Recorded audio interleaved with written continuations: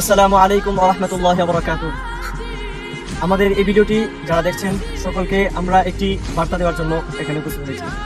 তো আমরা জানি আগামী 15ই নভেম্বর রোজ শনিবার ঐতিহাসিক সোহরাওয়ার্দী উদ্যানে এক বিশাল সমাবেশের আয়োজন করা হয়েছে। খতমে নবুওয়াত সংরক্ষণ কমিটির পক্ষ থেকে এই সমাবেশের আয়োজন করা হয়েছে। কাদিয়ানীদেরকে রাষ্ট্রীয়ভাবে অমুসলিম ঘোষণার দাবিতে এই সমাবেশের ডাক দিয়েছে আমাদের দেশবরেণ্য ওলামায়ে কেরাম।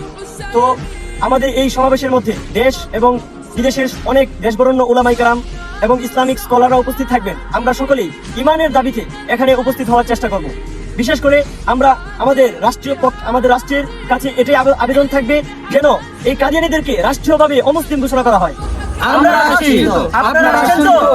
নবীর পরে নবী নাই, সংসদে আইন চাই। কাফের কাফের, কাদিয়ানী কাফের, কাদিয়ানি কাদিয়ানি, কাফের কাফের, নবীর পরে নবী নাই, সংসদে আইন চাই।